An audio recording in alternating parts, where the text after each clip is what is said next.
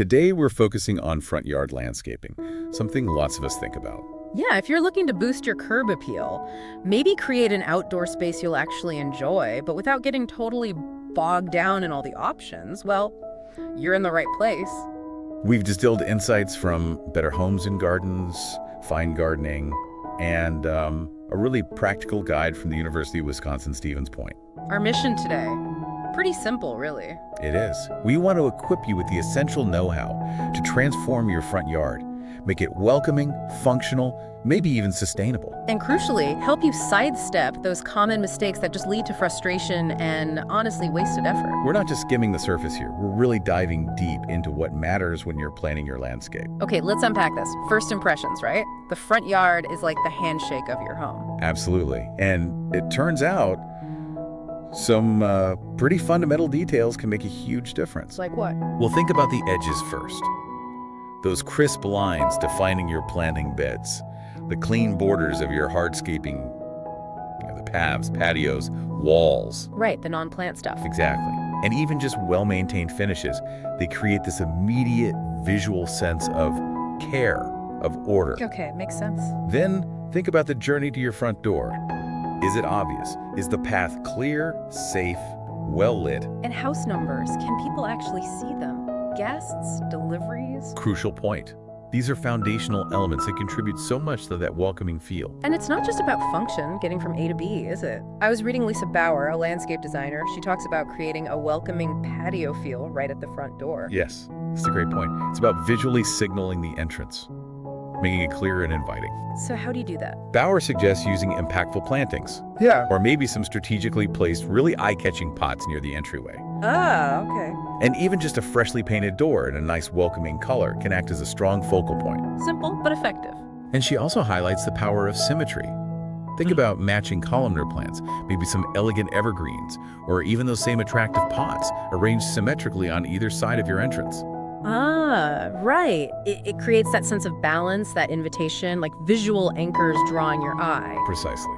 And she doesn't just stop at the porch, does she? This curb appeal idea extends further out. Right out to the driveway, even those parking strips by the sidewalk. Think of them as an extension of the whole landscape. So using similar materials, maybe, or repeating colors from the house. Exactly. Complementary materials, repeating colors. It creates a seamless flow, a cohesive look. As Lisa Bauer put it, the journey to your front door should be a rich and rewarding experience. That's a great way to frame it, creating an experience. Okay, now, let's talk about something I think a lot of us might be guilty of. A bit of wishful thinking about plant size. Oh, this is such a common misstep. You see this charming little plant at the nursery, right? Yeah. And you picture it sitting perfectly in that small spot, but you really underestimate its future size. And those dwarf labels don't always help, do they? They can be misleading. Sometimes dwarf just means it grows slower, especially at first, but it still gets quite big eventually. Oof, okay. I can definitely see how that happens. So what are the downsides when plants get too big for their spot? Well, the problems can range from just aesthetic things like plants blocking windows or completely swallowing pathways. Annoying, but maybe not disastrous. Right. But it can get more serious. Think roots damaging your foundation or branches getting tangled in power lines. That's practical, potentially costly stuff. Yikes. Okay, so what's the advice then? Lisa Bauer's advice is crucial here. Give those larger plants plenty of room. Space them generously away from your house, from other structures. Avoid that overgrown, claustrophobic feeling. So think about putting bigger things more towards the edges of the yard, or maybe as a focal point further out. Precisely. Placing larger trees and shrubs on the perimeter, or maybe in the middle of the yard, helps avoid those structural issues. Plus, it can enhance the sense of space, create some privacy, add visual depth. And Lee Miller, another expert we looked at, gives a specific guideline for foundation beds, those plantings, right against the house. He suggests they should ideally be 6 to 8 feet wide. 6 to 8 feet. Wow, that's wider than I might have thought. Gives plants room. Yeah. And he says place any plants at least a foot away from the house wall itself.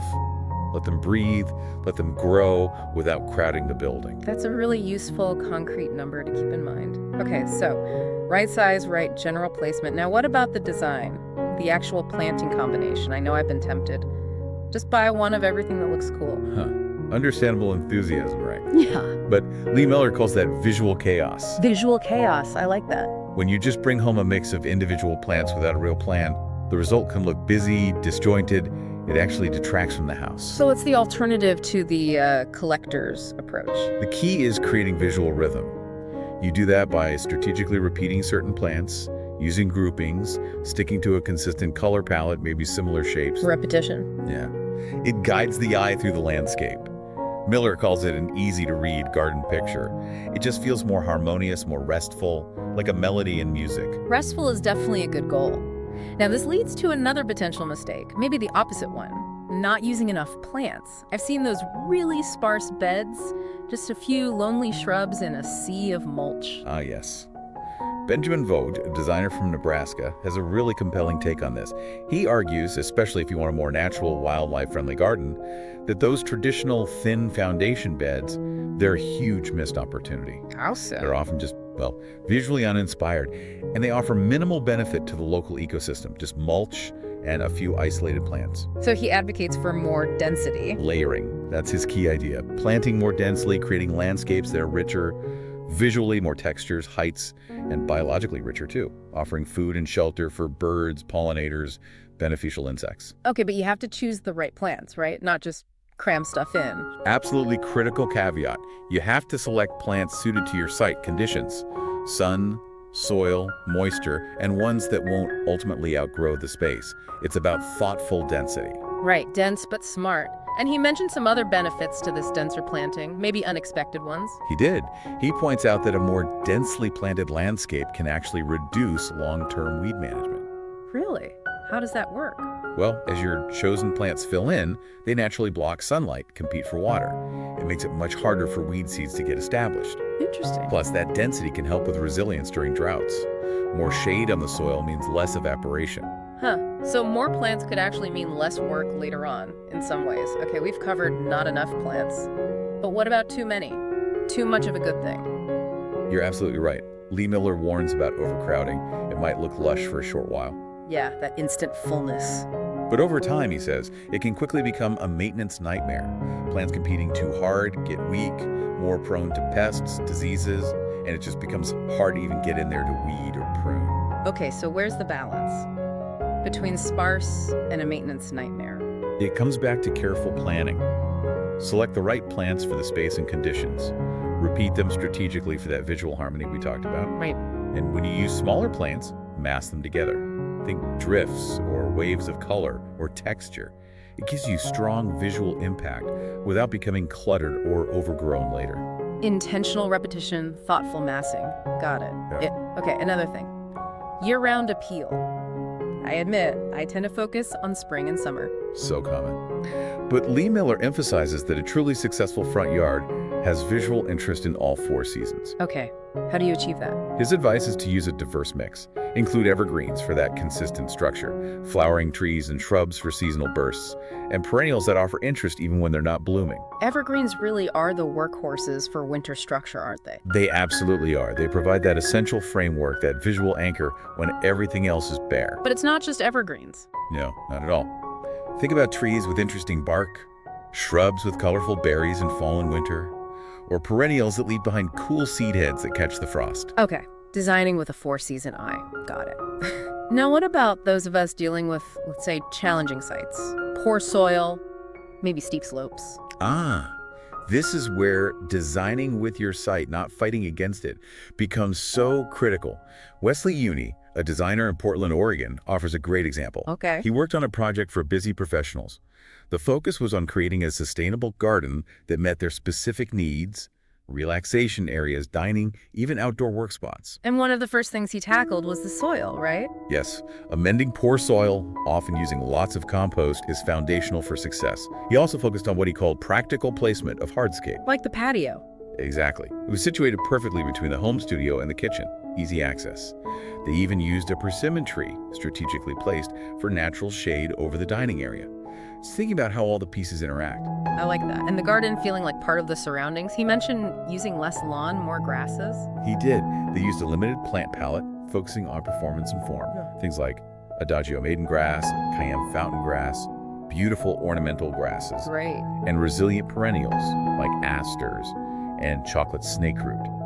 It created a smooth transition to more natural areas nearby, and these plants offer fantastic texture and interest all year. Privacy is often a big issue too, especially in tighter spots. How do they handle that? Cleverly, they used a mix of evergreen and deciduous plants for layered screening, evergreen holly oak, and the slender Vanessa Persian ironwood for year-round structure. Okay. Then deciduous things like Harlequin glorybower for lush summer screening, and evergreen star jasmine to cover a fence beautifully. Different plants doing different jobs at different times. It sounds like they really picked plants that could pull double duty, look good, and be functional. Absolutely. Uni talks about selecting plants for heavy lifting, like moisture-tolerant ones that chocolate snakeroot and cayenne to fountain grass again, in areas needed to handle rainwater runoff. Smart. And he also stressed a good hardscape foundation, using poured concrete retaining walls for elevation changes, defining those outdoor rooms. And the materials for paths and patios. Nice mix. Precision-cut wood planks, clean rectangular concrete pavers, and permeable decomposed granite gravel, both attractive and functional surfaces. So it's really clear, successful landscaping isn't just about the plants, it's the whole integrated design. Okay, let's zoom back out a bit. Flowers and foliage. We all like some color. Flowers definitely bring joy, visual appeal, and aiming for something blooming across the seasons is great. Yeah. But the experts really stress looking beyond just the flowers. Select multi-season plants, plants that also have attractive bark, interesting stems in winter, great fall color, maybe cool fruit or seed heads. Like Joe Pye weed or coneflowers. Good for pollinators, too. Excellent examples. Beauty and ecological benefit, win-win. And foliage color and texture, just as important as flowers. Absolutely. Foliage color, think silvery artemisia, or the soft gray-green of daisy bush adds another crucial layer, creates stunning contrasts. Right. And just like with flowers, repeating those foliage colors and textures, repeating plant types, that's key for harmony, even in a really diverse garden. Ornamental grasses, again, are great, hardworking repeat elements with year-round appeal. And we shouldn't forget winter. It's easy to just ignore the garden then. Excellent point. Winter interest can come from unexpected places. The structure of dried pods, tan leaves against snow. And colorful bark. Yes, like that brilliant red midwinter fire bloodwig dogwood. The advice is often, don't tidy up too much in the fall. Leave some structure standing. It's visually interesting and provides vital habitat and food for wildlife over winter. It really does all come back to working with nature, doesn't it? Okay, for anyone listening who might be feeling a bit overwhelmed by all this, that University of Wisconsin guide offers a really structured step-by-step planning approach, right? It does, yeah. It frames your home landscape as a really vital part of your living environment, something that genuinely deserves careful thought, a proper plan. And they list the benefits too. They do. Increased enjoyment, boosted property value, attracting wildlife, even conserving energy. Good landscaping does a lot. And they really stress it's not just sticking plants in the ground randomly. Exactly. Success comes from thoughtfully considering your home's architecture, your neighborhood's character, the effects you want, and crucially, how you actually plan to use the outdoor space. Right. They also note the trend towards more informal, naturalistic designs, often blending the geometric lines of the house with softer, more organic shapes from nature. I like that they outlined different styles like geometric structural, geometric natural, gave a framework. Could you maybe paint a quick picture of those? Sure. Geometric structural. Thinks very formal. Straight lines, clipped edges, symmetry. Very ordered. Okay. Geometric natural. Blends those formal lines, maybe pathways, with looser, more informal planting beds. A mix. Natural structural. Might use natural materials like stone, but in defined ways. Plantings mimic wilder forms, but are still somewhat contained. Right. And natural. Aims to replicate natural ecosystems. Flowing lines, diverse native plants, much looser. That helps visualize it. And the guide really hammers home planning before you dig. Avoid those costly mistakes. They even list the tools you need: paper, graph paper, rulers, tracing paper. It's all about getting ideas down on paper first, making a plan. So the very first step in their process is creating a base map. What's involved there? Yes, the base map. You start by drawing your property lines accurately. Indicate north. Set a scale like 1 inch equals 8 feet or whatever works. Okay. Then draw your house outline. Include windows, doors, roof overhangs. They even suggest sketching your interior room layout. Really? Why the inside rooms? It helps you think about views from inside and how you naturally move between indoor and outdoor spaces. The base map is your blank canvas, showing what's already fixed. Then you add all the existing stuff on your property. Precisely. Garage, driveway, sidewalks, any existing trees or shrubs you want to keep. Oh. Also, the crucial stuff. Utility lines, septic systems if you have one, any big slopes or level changes. Got it. After the base map, it's the lot analysis. Sounds important. It really is. This is where you look closely at the natural features. What plants are already there? Are they good or invasive? What's the topography? Flat? Sloped?